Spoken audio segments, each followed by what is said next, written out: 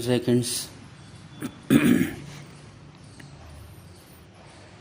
The crux of the whole matter, therefore, is the inability on the part of the government to manipulate the prices in a manner whereby it may be possible to achieve crop planning in order to achieve the desired results.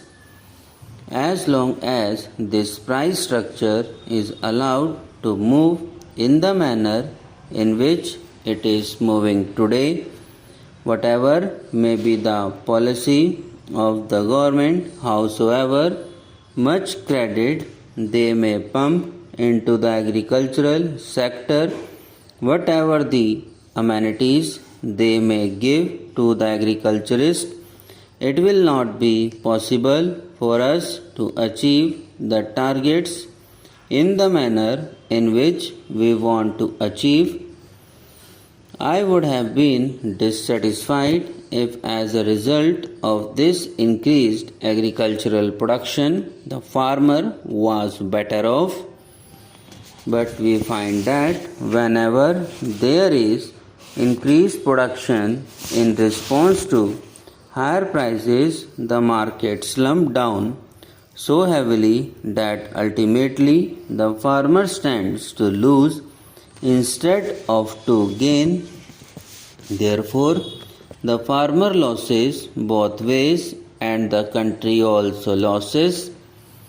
The farmer puts in more money, more resources in the production of crops for which he expects higher returns, and he loses all that money because the prices are not rising to his expectations, and instead the prices fall down rather precipitously, and the country is also losing because there is a very uneven development of agriculture. Therefore, the crux of the whole problem is not just to hold the price line or just to see that black marketing is avoided. That is only one part of the job, a very important part of the price policy, and that has got to be kept in mind. I am not against it. In fact, I am all for it, and I blame the government for not being able to do it so far. But this is another aspect of the price policy to which the Planning Commission, it seems to me, has not applied its mind properly so far, namely the use of price policy as an instrument of crop planning, and as long as that particular tool is not utilized for this objective, it will not be possible for us to have a planned development of our economy. Then there is the question of incentives. We are now told every time that unless incentives are given, it will not be possible for us to develop our economy. We are hearing daily about our export promotion.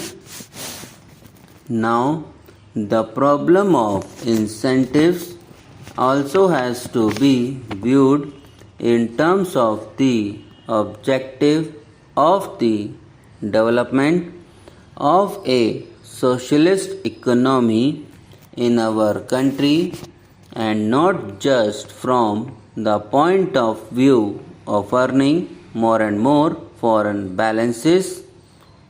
I am not in any way belittling the problem of foreign balances, but ultimately the problem of foreign balances has significance and meaning only in terms of the objectives that the third plan has set before it.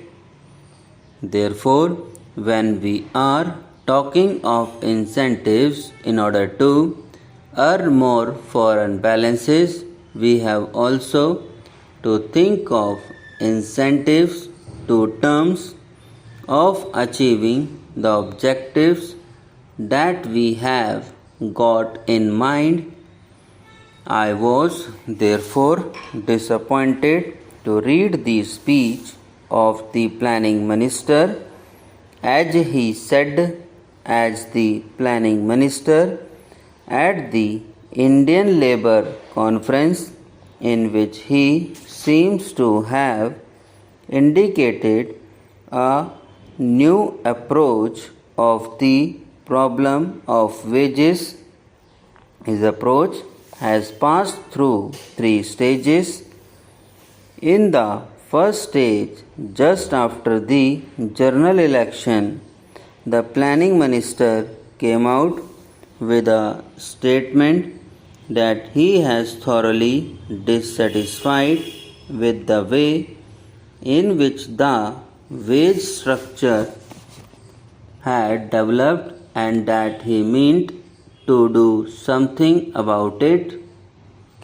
He categorically stated that the real wages had not increased because of intransigence of the management, and he further stated that he wanted to do something about it.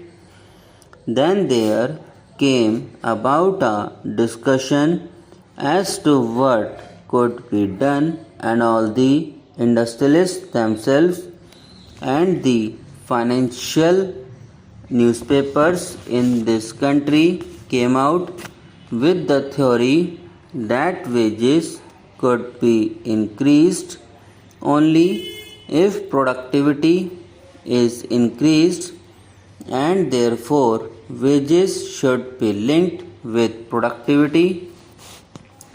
That was the second stage, with increased productivity and wages will be increased.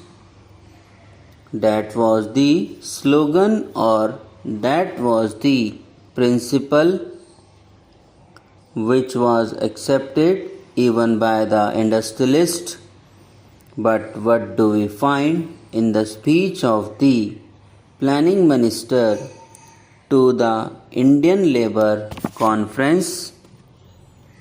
There he says that even if productivity increases, the first charge will be in respect of projects which are meant for further employment or creation of more employment opportunities. That means even if productivity increases, it is not that the workers will immediately benefit in terms of higher wages, so that it may be possible for them to improve their standard of living a little bit.